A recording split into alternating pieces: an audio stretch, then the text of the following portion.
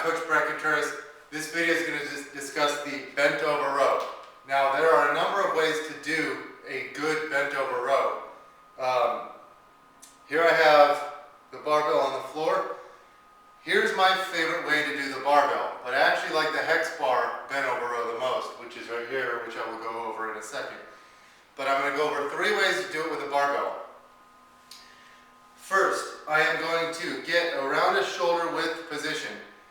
I'm not going to, like if my deadlift position was right here, see how the bar is close to my shins? I'm not going to get that close with the bent over row. I'm actually going to back up a little bit. So the bar is over my toes, alright? I will bend over and I'm going to keep high hips, kind of like where I would be in a straight leg deadlift. And I could take a narrow grip or a wide grip. I like going just slightly wider than you would like with a deadlift grip.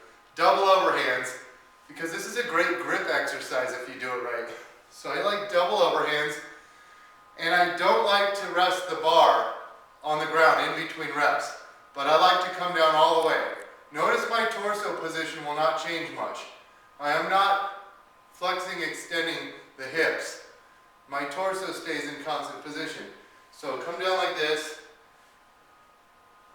chest up, chin tucked or a neutral. So I'm looking down, so my spine is straight. I'm not hyperextended, I'm not flexed. My hips are high. I'm using my glutes and my hamstrings to keep me in place.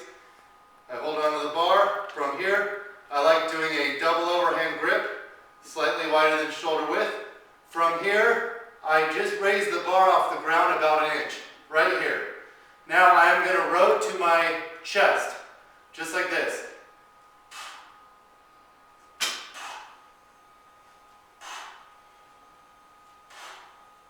Okay, notice the things I did not heave. I came all the way up to my chest. I'm not coming to my belly or up to my, upper chest. I come right to around here. And my trunk was very horizontalish. It's harder, you can't use as much weight this way. And notice that I did not come to the ground on each rep and reset. Now, that's my favorite way to do the bent over row. But another way to do them is called the Pendlay row. This was popularized by Pendlay, a popular Olympic weightlifting coach. And it's similar to what I just did, with a couple of minor differences. You will notice that with the Pendlay row, it is similar. You cannot use as much weight as you can with a more upright row that I'll show you next. But nevertheless, this is a very good bent over row variation. But it's pretty advanced. Advanced lifters can do this, but beginners, they can't do this properly. It's too complicated for them. With the Pendlay row, you are going to get into position, you restart each rep from the ground, and you actually are going to round the upper back slightly, and as you row upwards, you are going to extend the thoracic spine while rowing. And then you come down and reset. What's nice about this is that because you touch the ground each time, you do start in a low position.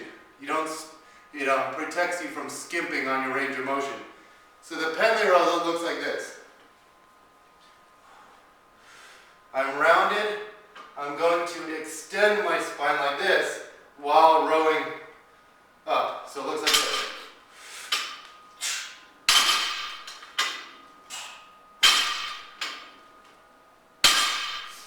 So that's a Pendlay row. I like my rowing variation a little bit more because you don't reset the reps. You work the grip better. However, his variation is awesome and it's really good for advanced lifters. Glenn speculates that when you do some arching of the back, some thoracic extension at the same time, he thinks that gets you more lat EMG activity. I think he might be right, but anyway, that's a pretty advanced variation that beginners aren't really good at, but advanced lifters can do. And now a final variation with the regular barbell is the Yates row. Dorian Yates, and he liked to use it as kind of a bicep and a lower lat exercise.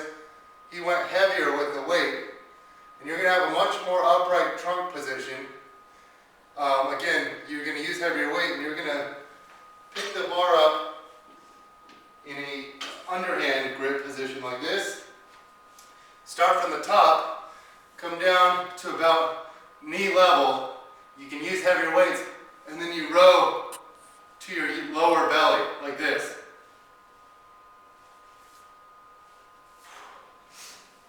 So that's another variation. You can go heavier on that one. So now I've shown you 3 different bent over row variations. I'm going to show you some common mistakes. Most beginners, you'll watch them and they'll be rounded over like this. You'll see them like this. You don't want this rounded spine, you want to be like this, in good position, okay? You want to be nice and arched. Some people, I just showed you that the Yates row, you can be more upright. That's fine if you are an advanced lifter who knows how to control his muscles. But if you're a beginner, loading on a lot of plates, and you look like this, you're just kind of like this going, and you're heaving and using momentum and jarring, your joints, that's not good. You're just stroking your ego. You're not building muscle. So, one final variation that I want to show you, this is my favorite, is the hex bar bent over row. This takes some practicing getting used to, but as you can see here, I'm standing in the middle of a hex bar, okay? As I'm going to get into position, and I actually have to row backwards a little bit. What I like about this barbell, using the hex bar, when you use a traditional barbell, you can only come up to here. But when you have a hex bar, you can get that last little squeeze, come up higher through scapular retraction. So, I'm going to get into position, good posture, good head and neck position. I lift the bar slightly off the ground, and then